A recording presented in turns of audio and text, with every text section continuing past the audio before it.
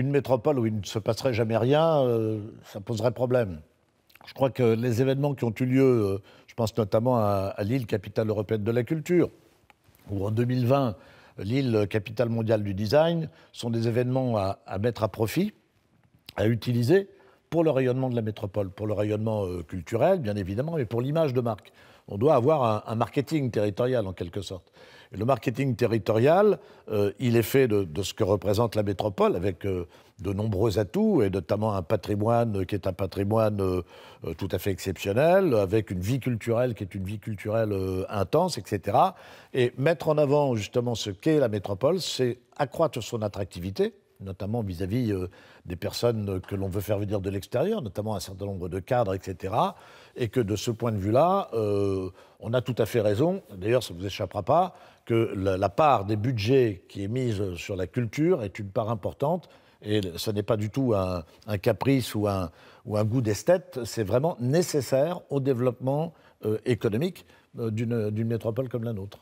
Alors, justement, par rapport à cette notoriété, vous travaillez beaucoup avec les entreprises, les chefs d'entreprise.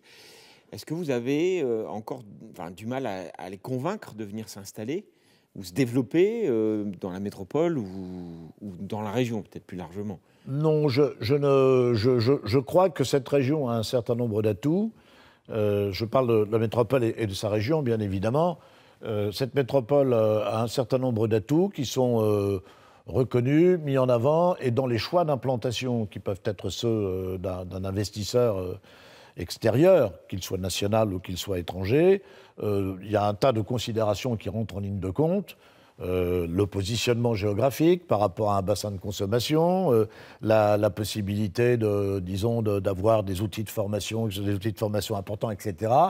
Et qu'on présente globalement des arguments qui sont des arguments recevables. Je prends un organisme qui s'appelle Nord France Invest, qui est chargé d'aller prospecter des entreprises à l'étranger pour les convaincre de s'installer dans notre région.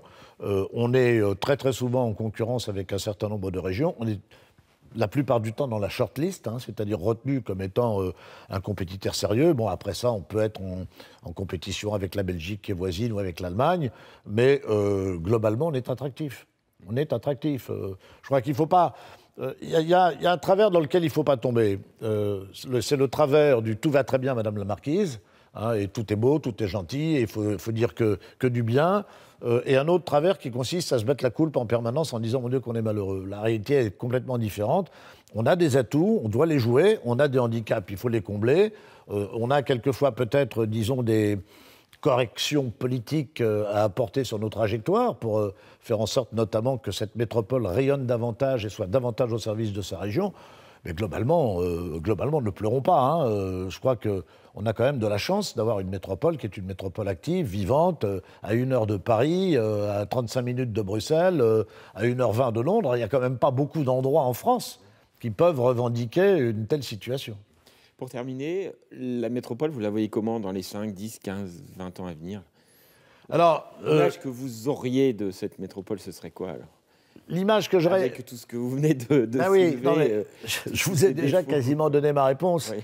Moi, là-dessus, je me sens vraiment une fibre régionale. Je vous dis, j'ai vécu à Lille, je me suis marié à Lille, je suis né dans le Pas-de-Calais, etc. Donc, mon regret est de dire, aujourd'hui, on n'a pas une métropole qui vraiment s'intéresse au reste de la région, et on n'a pas non plus une région qui s'intéresse à sa métropole. Alors, je caricature, bien évidemment, les choses sont quand même beaucoup plus complexes, mais vraiment retrouver cette harmonie, retrouver cette cohésion, avoir une grande équipe qui soit en quelque sorte autour de Lille, mais que quand on soit à Dunkerque, quand on soit à Valenciennes, on se sente intéressé par ce qui se passe à Lille. Ce n'est pas aujourd'hui le cas. On a quelquefois le sentiment que ce qui se passe à Lille concurrence ce qui peut se passer dans une autre région.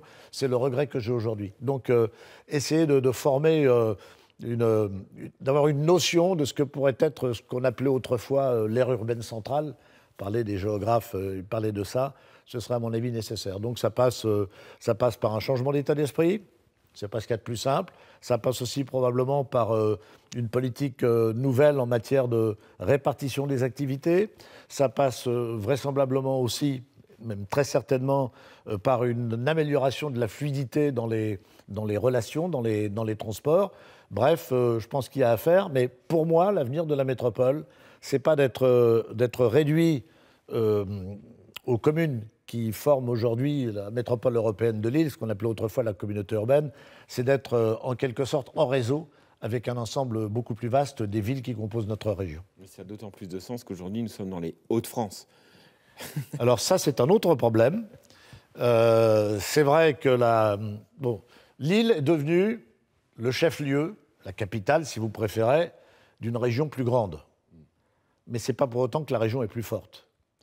Et l'éloignement, en quelque sorte, disons des territoires picards, qui nous ont rejoints dans la fusion et qui sont plus éloignés de Lille que ne le sont d'autres territoires, est quelque chose qui n'est pas très très bien vécu, disons-le tout à fait clairement, et c'est pas très bien vécu non plus du côté d'Amiens qui s'est senti dépossédé de son rôle de capitale régionale. Il y a un énorme effort à faire, précisément, pour démontrer que la métropole ne cherche pas à tout attirer à elle, mais qu'elle respecte l'ensemble des territoires, et particulièrement les territoires picards. Je peux vous dire qu'il y a du travail.